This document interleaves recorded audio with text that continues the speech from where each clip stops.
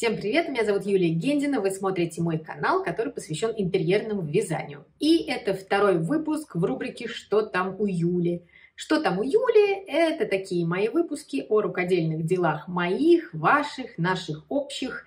Я здесь вам рассказываю о том, чем занималась прошедшую неделю. Если вы вдруг пропустили в моих социальных сетях, плюс рассказываю о том, что происходит в наших с вами десятках чатов.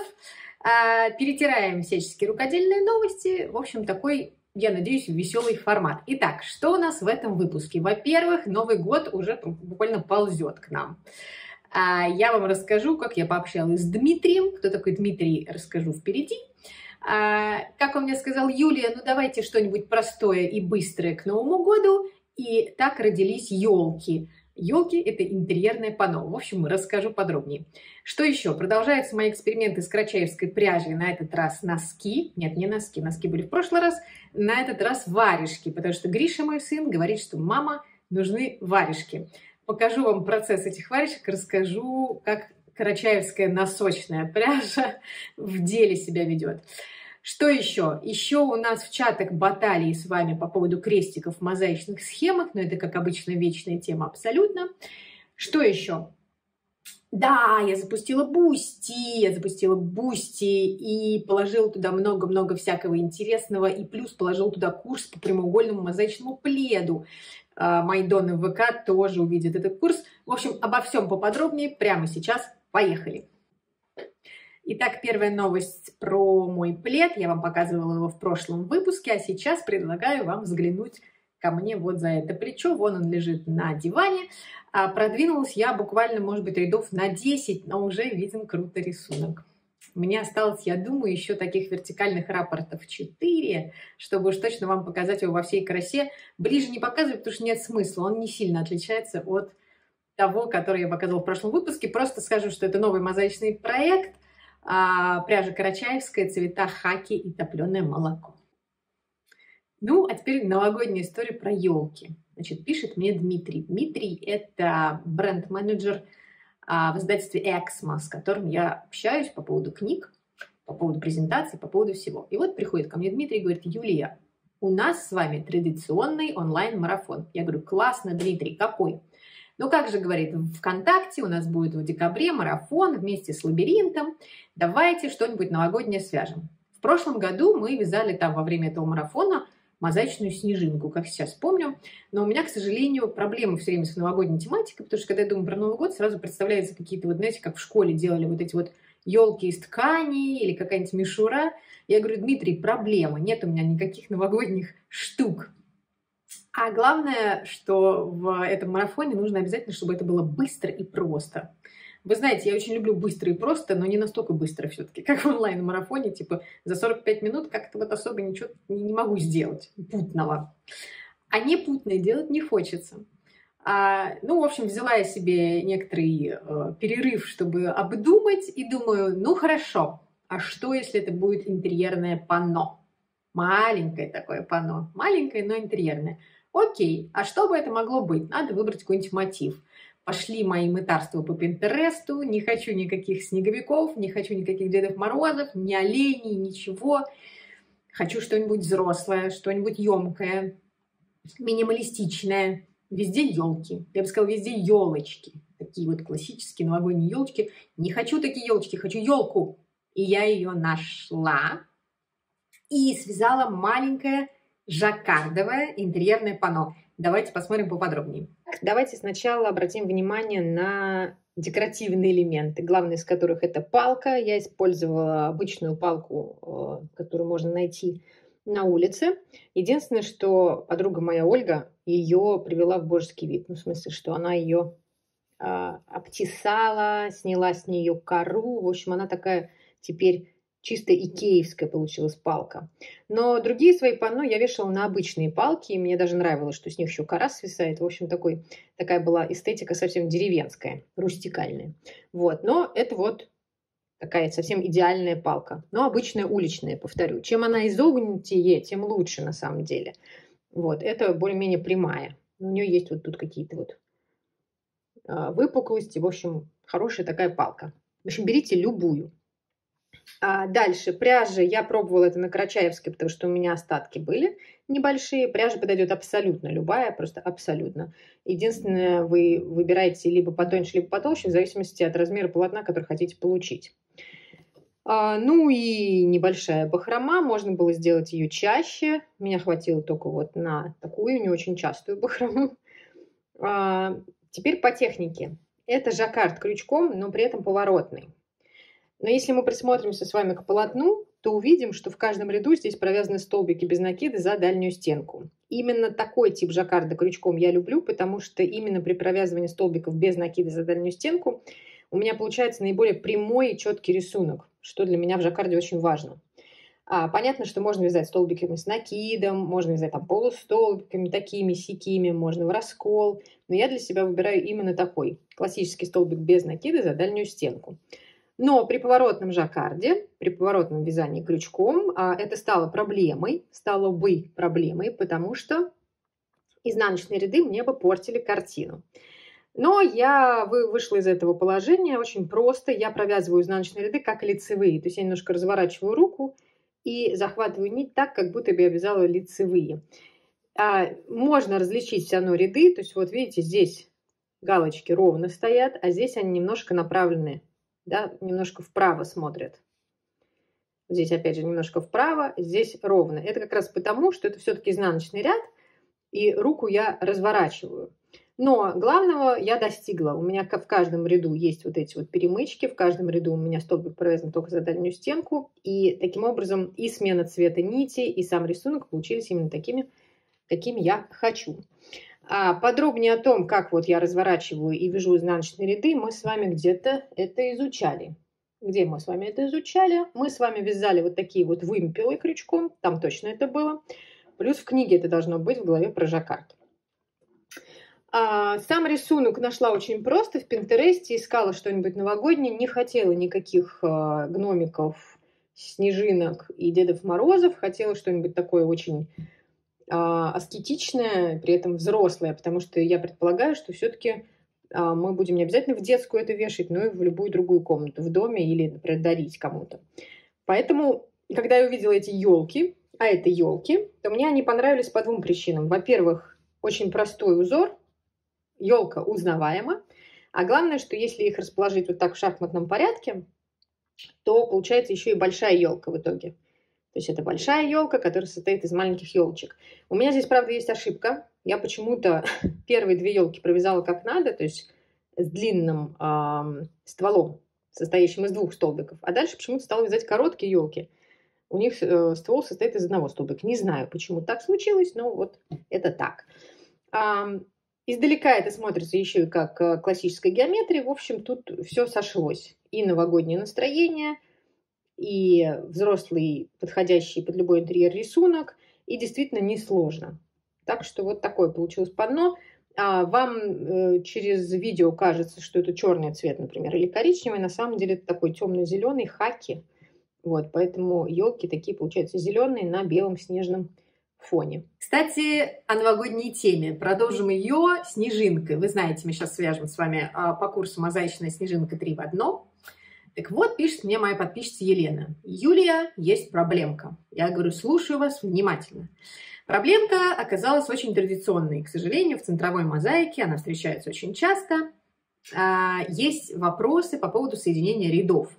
Я сразу признавалась изначально, что я соединяю ряды не просто так в углу, потому что так мне нравится и как рисунок ложится, и как шов ложится, и как ряд начинается. В общем, все меня в угловом соединении устраивает. Но оно для многих по-прежнему остается довольно непривычным. И основная проблема возникает в тот момент, когда нужно провязывать первый столбик или последний столбик, или делать этот соединительный столбик. Там есть много действительно вариантов, куда бы ввести крючок.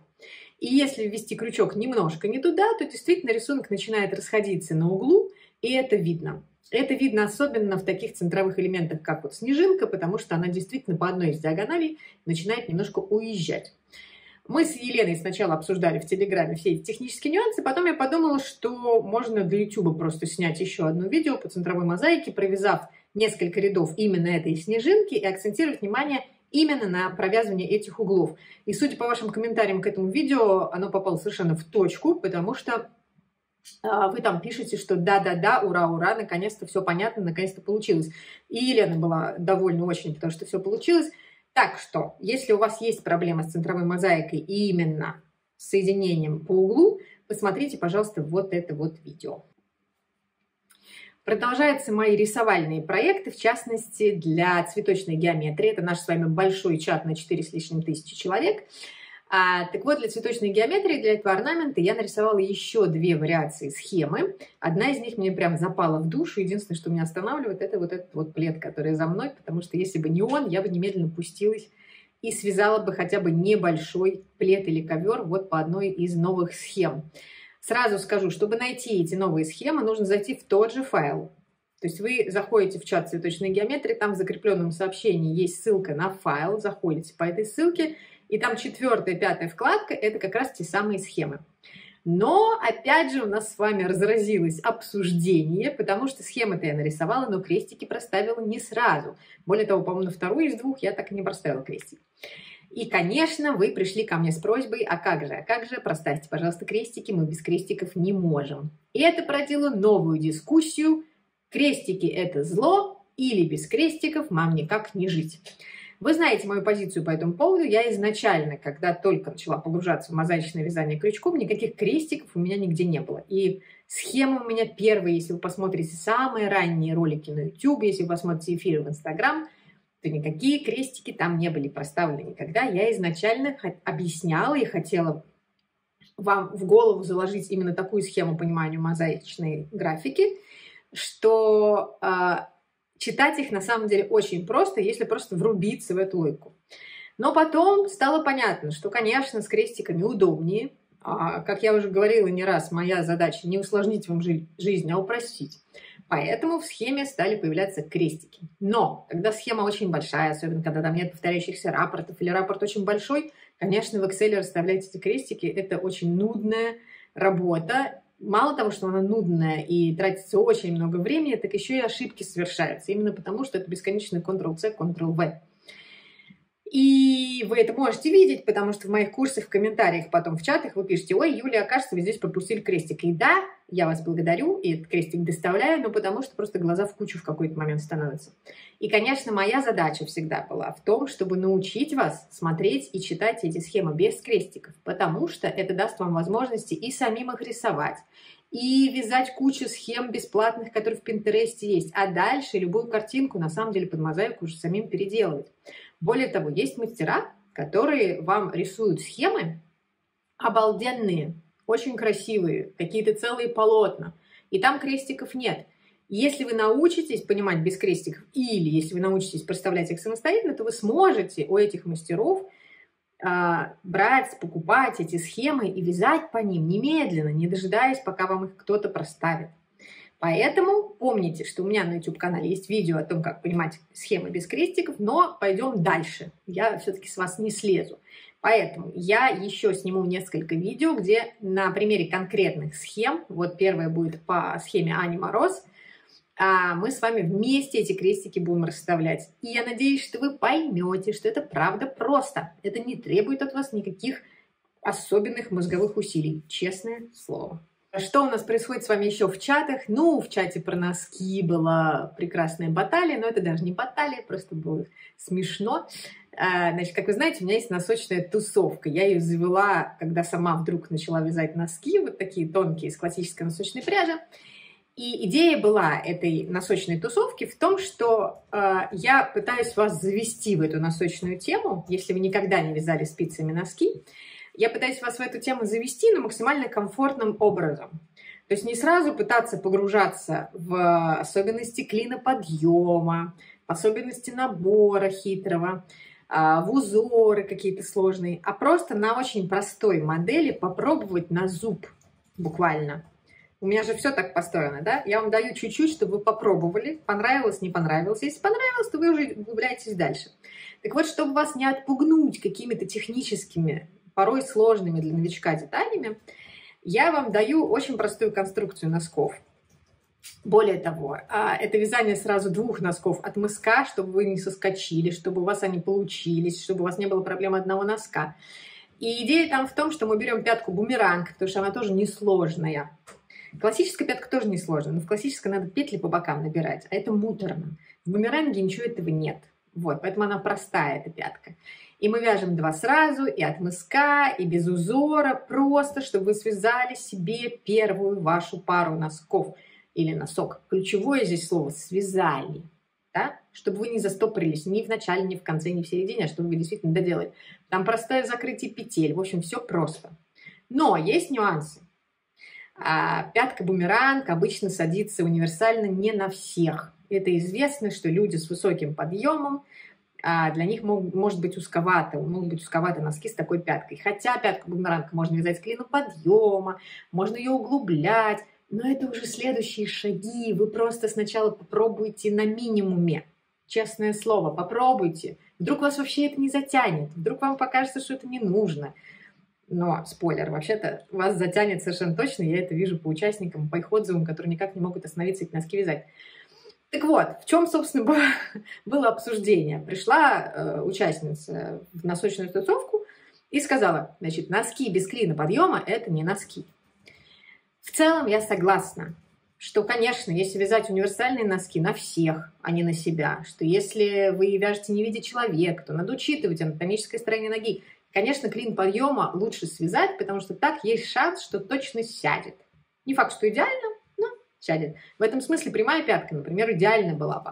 Да? Но она муторная. Ну, правда, вот эти вот наборы петель, ну, муторные. Вот, поэтому пошли всякие шутки про, значит, носки без клина, не носки, нога без подъема, не нога и прочее, прочее. Тут я передаю привет Ане Мороз. В общем, я к чему? Относитесь к носочной тусовке с пониманием, да?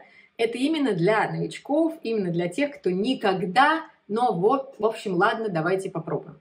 Кроме того, вязание одновременно 2 носков или носок – это же прекрасная возможность увидеть воочию, что это не так сложно, что Magic Loop – это не такой какой-то запредельная, не такая запредельная по сложности техника. И дальше, если вы потом будете вязать там плечевые изделия, что вы будете вязать 2 рукава одновременно, это же классно. Вы будете вязать варежки одновременно 2, это же тоже классно. Вот я сейчас вяжу как раз из карачаевской пряжи, сейчас вам покажу буквально через минуту. Вот, поэтому, значит, для тех, кто хочет попробовать, пожалуйста, носочная тусовка, в описании к этому видео будет ссылка. Если вы хотите, чтобы все было разложено по полочкам, никакие чаты вам не нужны, а вам нужно четкое пошаговое руководство, то бегом ко мне на сайт, там есть целый курс гольфы 2 в 1. Гольфы, они могут быть и носками, поскольку мы вяжем от мыска, то вот эту вот высоту поголенка, и вот эту вот часть, да, от пятки вверх вы можете регулировать сами. Я вязала себе гольф, вы можете вязать покороче. Носки вещь полезная. Как обещала, расскажу теперь про варежки. Ну что, карачаевская пряжа, она, конечно, огонь.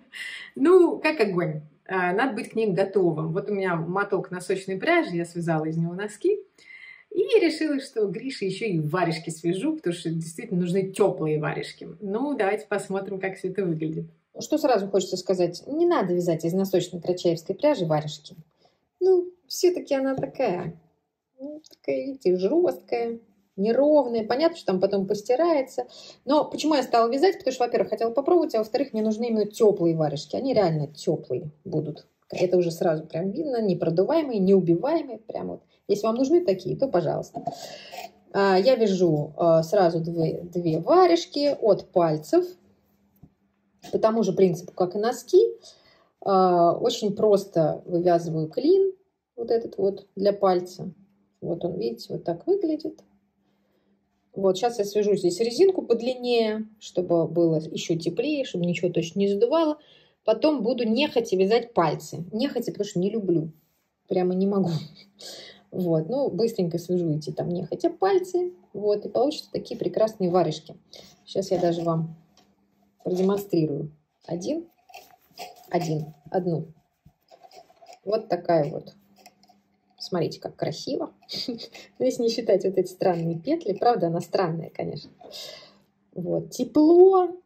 Вообще кайфово. Они у меня без затей, просто лицевая гладь. Я потом подумаю, может, вышью что-нибудь на них.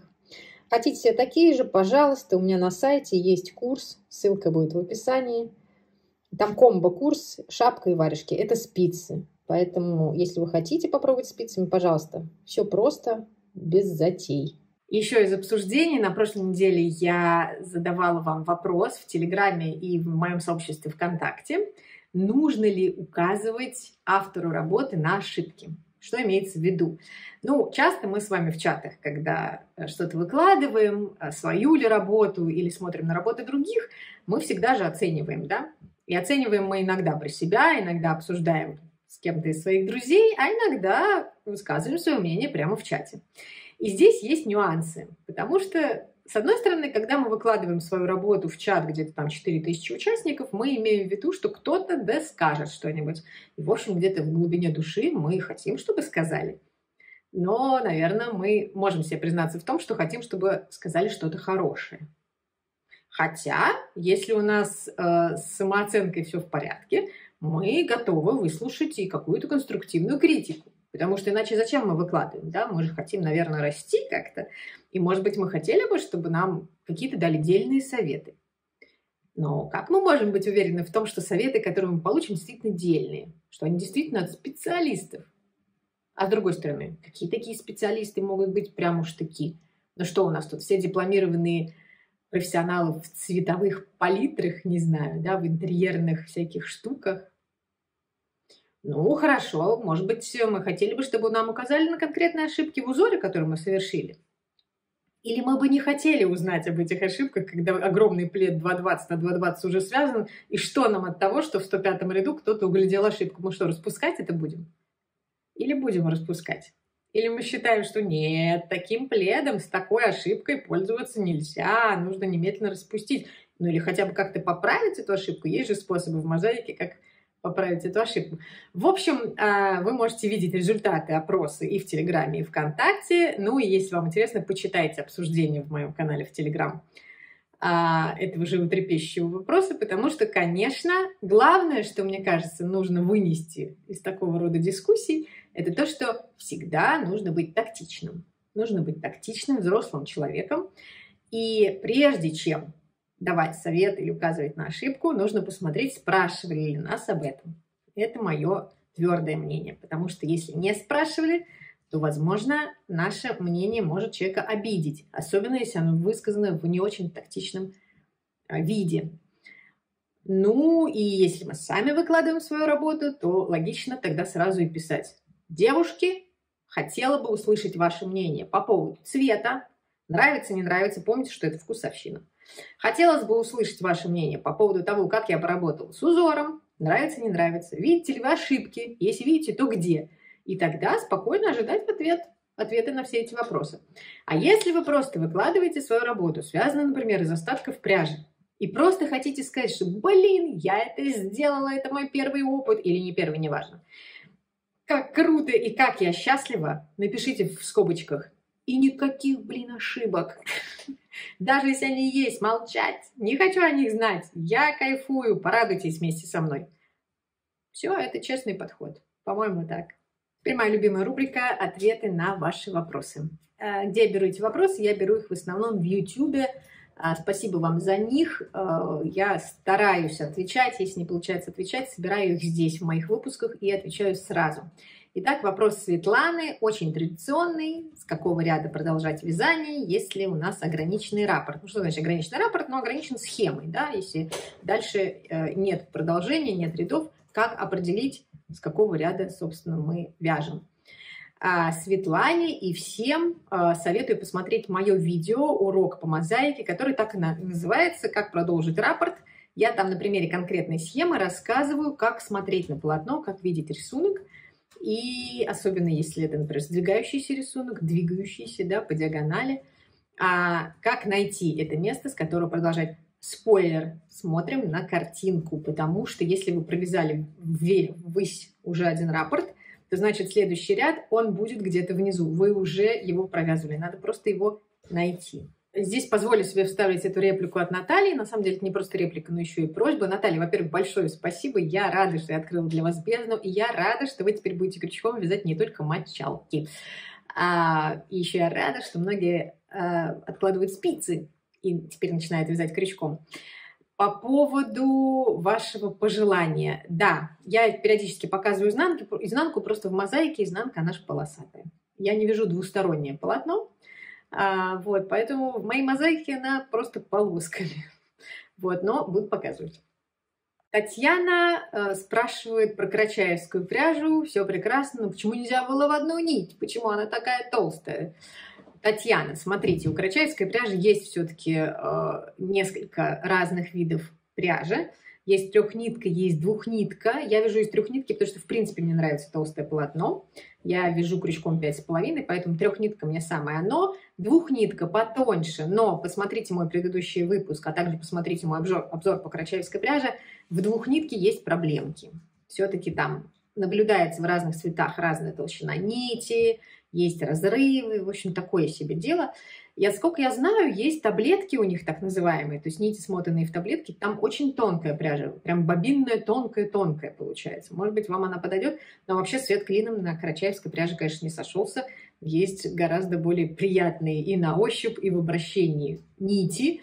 И мне просто понравилась карачаевская, потому что она для интерьерного вязания оказалась прям-таки идеально.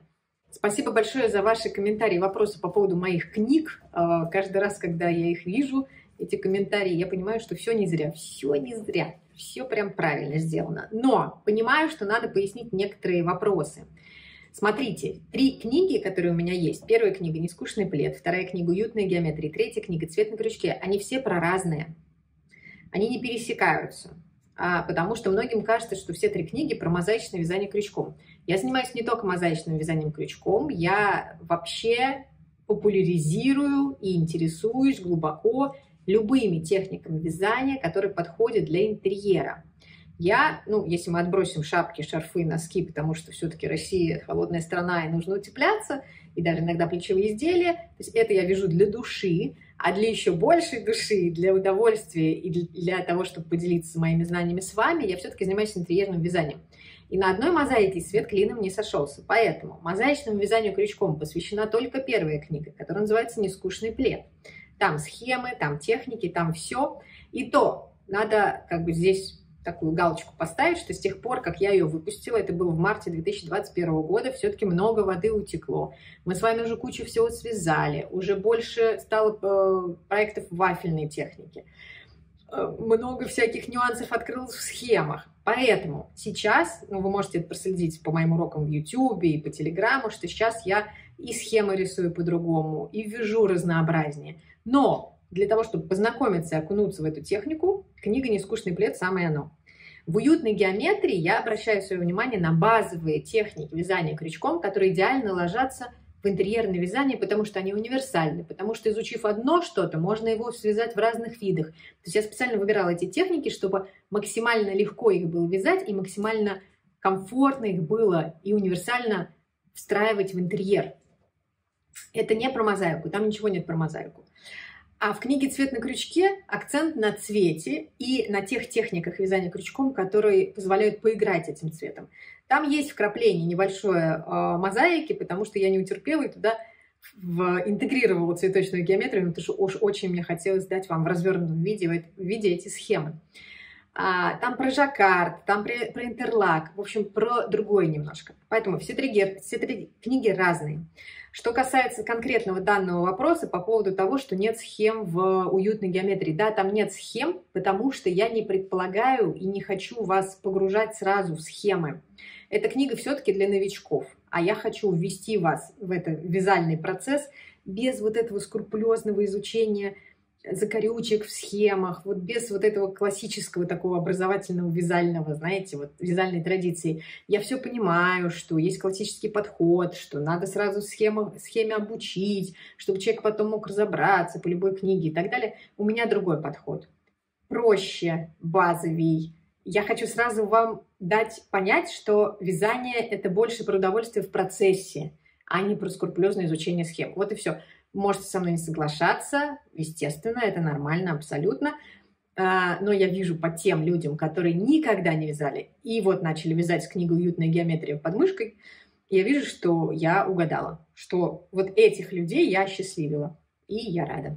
Этот вопрос взяла, опять же, чтобы еще раз поднять тему про размеры, про сколько петель набирать. В книге нет вопросов точнее, нет ответов на вопрос, сколько петель набирать. Если бы был в книге ответ на этот вопрос, это было бы странно, и тогда были бы вопросики ко мне. Без конкретной пряжи, без крючка и без образца, ну никак не понять, сколько петель набирать. У вас свои руки, своя плотность вязания, своя пряжа и свой крючок. Поэтому нужно сначала небольшой образец связать, посмотреть, сколько получился он по размеру, посмотреть, сколько легло петель и сколько легло рядов, и тогда уже рассчитать, сколько петель набирать на плед. Чем хорошо интерьерное вязание, что оно терпит, да, небольшой люфт есть туда-сюда, 10 сантиметров ничто вам не испортит, да, если у вас плед, например, будет чуть больше или, может быть, чуть меньше, да, на несколько сантиметров, в отличие от плечевых изделий, где это очень важно. Но все же иногда требуется рассчитать, минимальные усилия приложить и понять, сколько петель вам нужно набирать. Вяжите образец. Cara amica, grazie mille per il tuo risposto. Это я говорю Ариане. Ариана – это моя подписчица из Бразилии.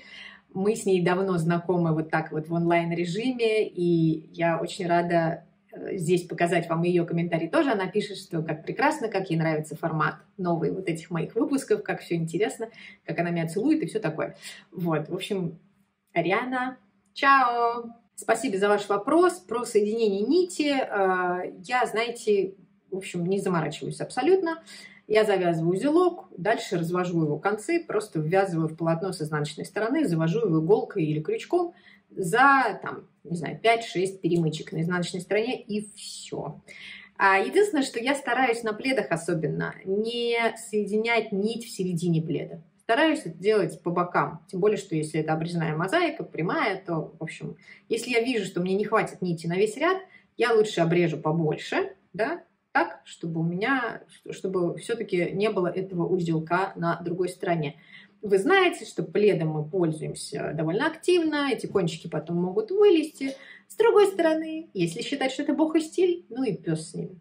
В общем, никак особенно я не борюсь с хвостиками, просто заправляю их старым дедовским методом.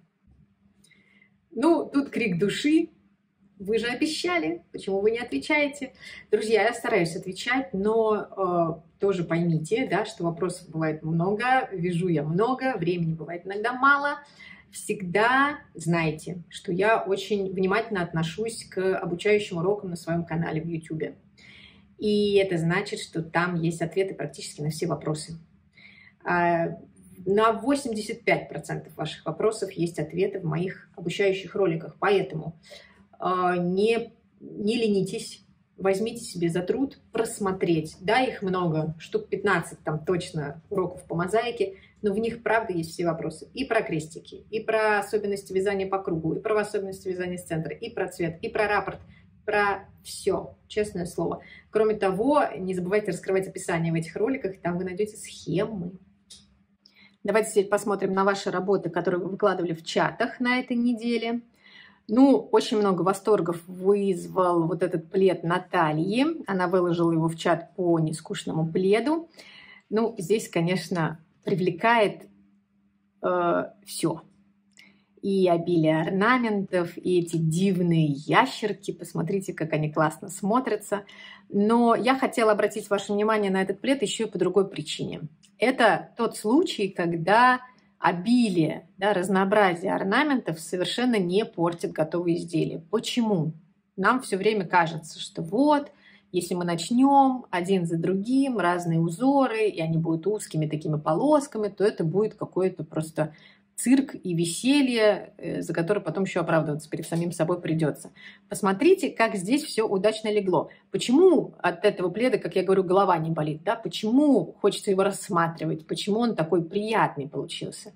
Во-первых, цвет. Посмотрите, здесь есть и темные оттенки, и светлые, но они все в одной гамме. Да? Тут мы видим коричневый, там светло-коричневый, может быть, немножко персикового. Но в любом случае это все одна гамма. Тут никакой цвет не выбивается.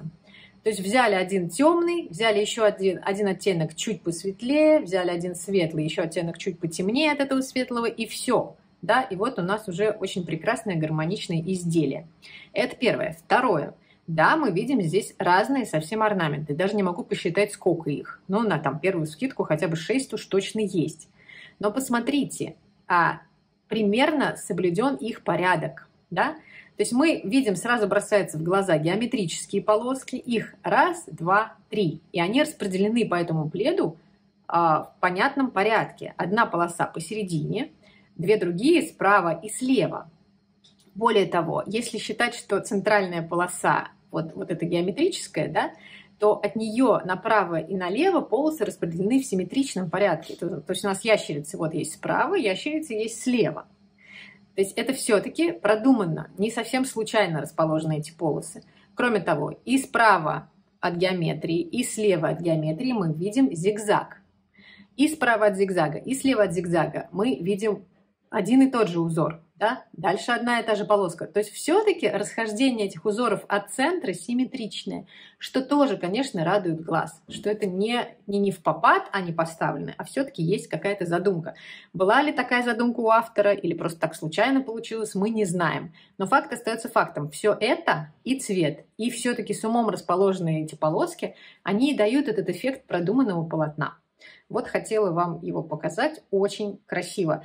А всю техническую информацию Наталья дает в чате по нескучному пледу, можно там найти. Если вы зайдете во вкладку «Медиа», вы найдете сразу эту картинку и перейдете на соответствующий пост. Эта работа тоже из чата по нескучному пледу, Алена. Я тут хотела вам показать вот эту подушку для неслабонервных. Это узор, который я так назвала. Он есть у меня на канале в YouTube. Он есть, по-моему, в ВК. В общем, на канале в YouTube точно есть. Это урок 10. Мозаика крючком с нуля, урок 10, подушка не для слабонервных. Там есть схема в описании, попробуйте. С одной стороны узор простой, вафельный, с другой стороны не очень простой, потому что полотно двигается по диагонали. Вам может быть немножко сложновато из-за двигающегося раппорта, но потратьте немножко мозговых клеток, это правда очень клево. Ну и мы вязали, в смысле вы вязали, я не вязала, я вязала только образцы этим узором, а вы вязали и ковер, и плед, в общем... Очень классно можно сделать и стоит того.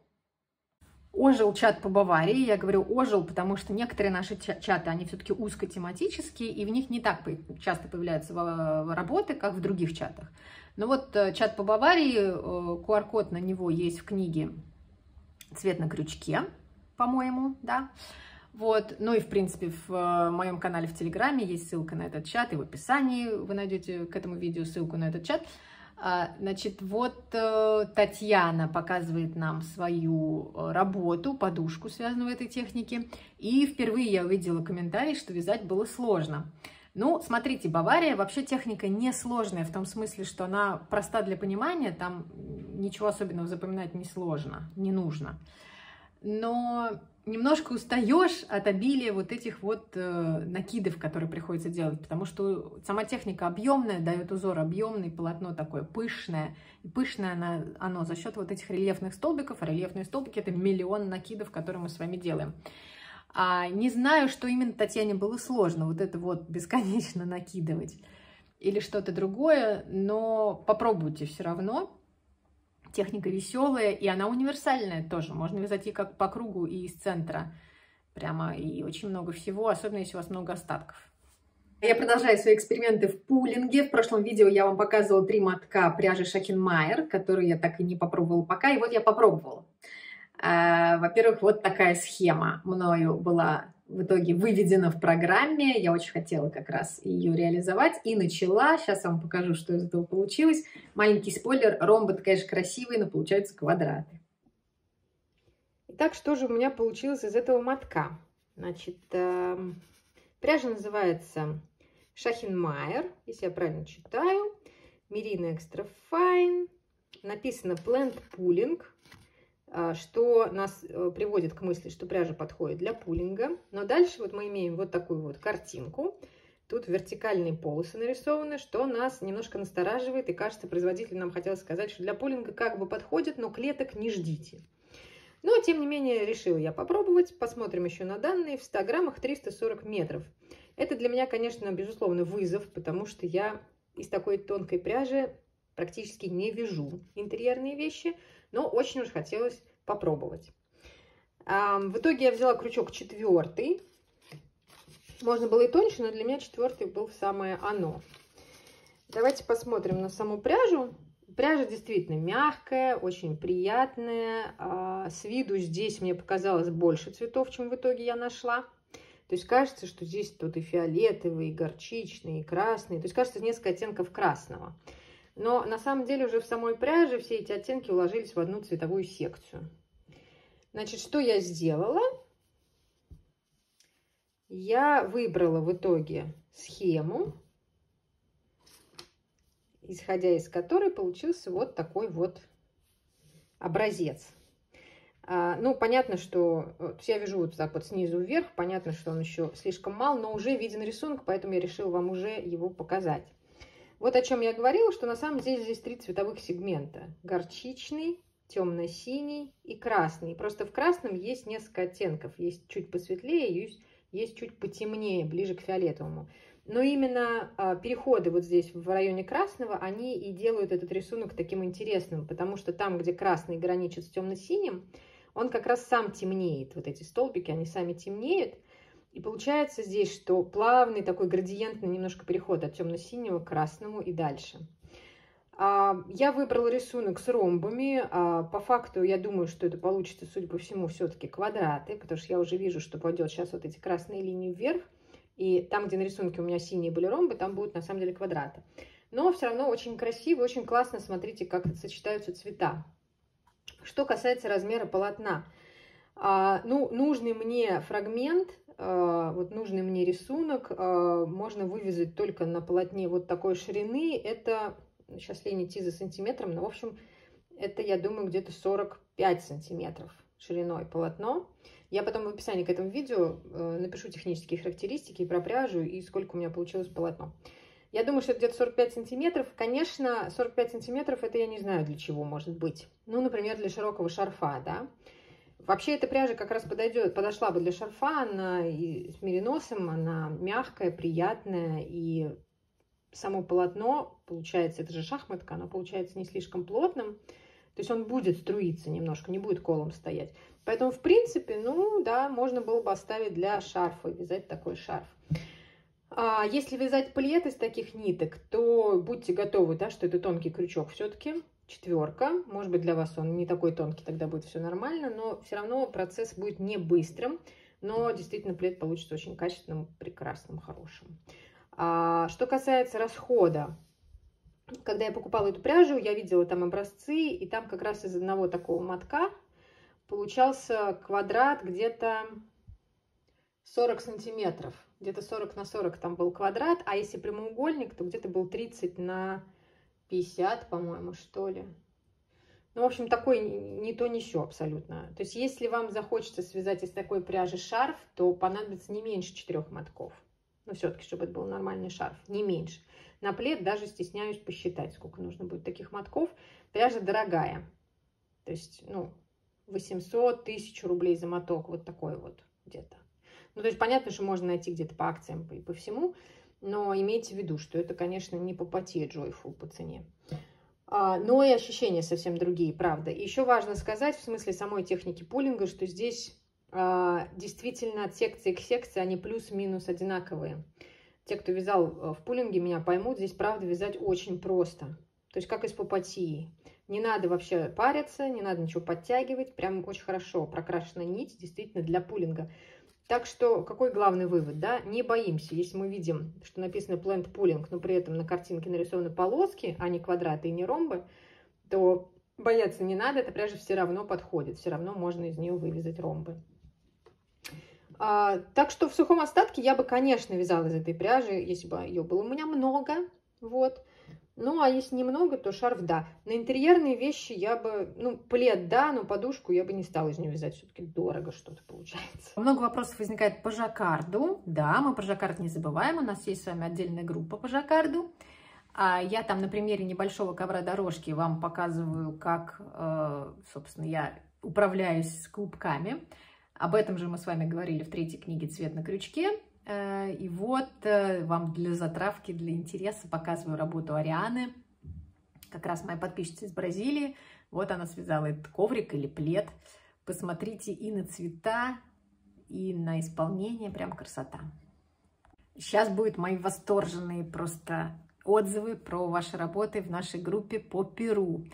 Перу – это мозаичный мотив, который очень мне понравился изначально, и мне очень нравится, как вы его инкорпорируете в разные предметы интерьера. Вот работа Сауле, если я правильно называю ваше имя, простите, ради бога, если не так. Это панно. Посмотрите, как классно. Настоящее бохо-панно. Дальше плед. Это работа любови. Здесь любовь разбила перуанский мотив такими зигзагами. Беспроигрышное сочетание красного оттенка с молочным сделало свое дело. Очень любите вы накидки на кресла. Не знаю, насколько это удобно, но судя по тому, как часто вы их вяжете, наверное, это удобно и нужно. Вот работа Натальи. Смотрите, как красиво лег узор. Интересный вариант мозаики от Татьяны. Это диванная подушка, выполненная как раз тоже узором Перу. Смотрите, как здорово. И как удачно подходит к дивану. Наверное, Наталья подошла к выбору цвета осознанно. Вот, поэтому очень красиво смотрится. Имейте в виду, что вот и диванную подушку тоже можно так вот обвязать. Светлана, это вот плед. Он обрамлен, видите, справа и слева бордюром. Отлично все смотрится, очень красиво. Видно, что тонкие нитки, все технические моменты, какая пряжа, какой крючок, расход и прочее, вы найдете непосредственно уже в группе в соответствующей, в данном случае в чате по Перу. Ссылку на чат вы найдете в описании к этому видео. Вы продолжаете выкладывать свои работы в группе по ковру дорожки. Большое спасибо. Мне очень интересно смотреть, как разные дизайны ложатся в разных цветах. Спасибо большое Тамаре. Тамара еще не довязала. Это дизайн Икея называется. Такие классические ромбы. Это сочетание вафельной техники и классической. Ждем от Тамары окончания работы. И большое спасибо Наталье, прежде всего, за то, что решила увеличить количество рапортов в этом ковре.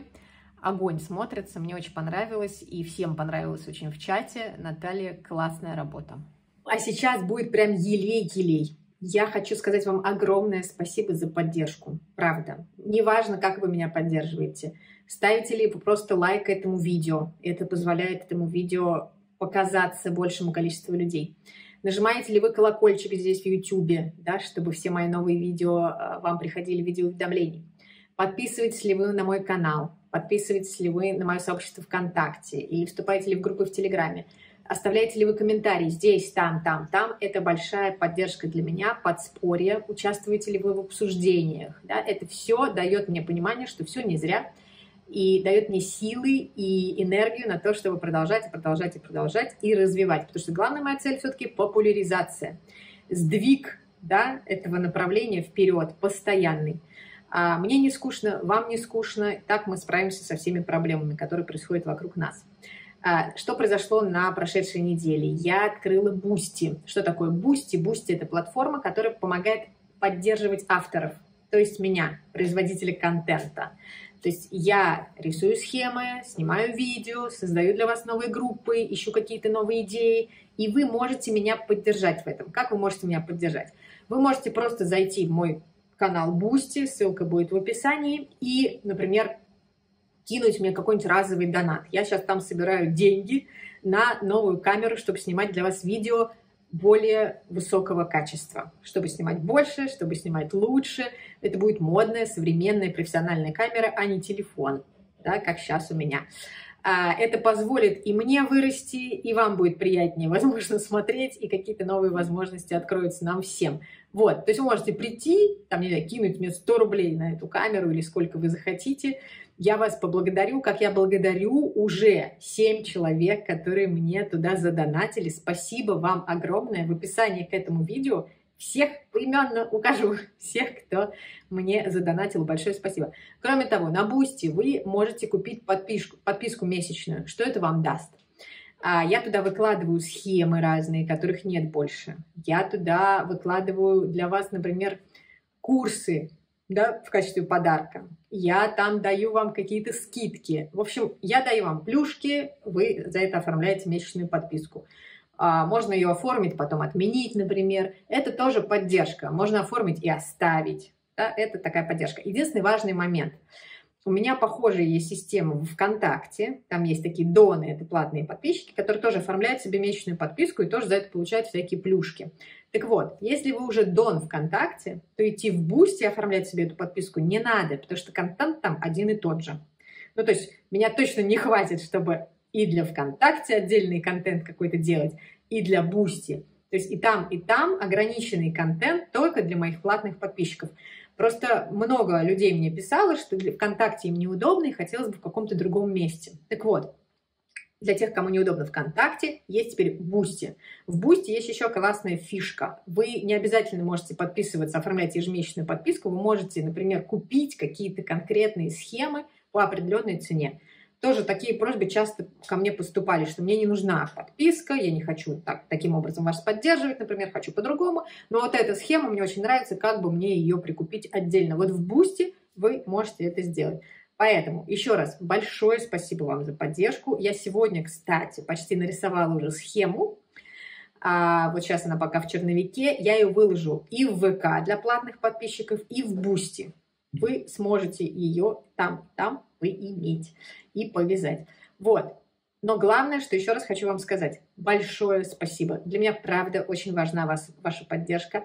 Без этого мне будет сложно, без ваших комментариев мне будет сложно, без ваших вопросов мне будет сложно ориентироваться в направлении, куда дальше идти. Поэтому еще раз спасибо большое. Ну что ж, по-моему, второй выпуск выдался очень насыщенным. Мне будет очень интересно узнать ваше мнение. Обязательно пишите в комментариях, я их читаю.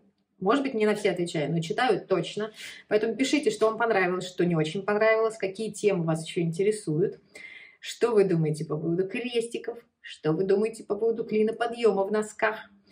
Вообще, как у вас настроение? Напишите. Всегда очень интересно. Ну и до следующих встреч. Пока-пока. Будьте здоровы.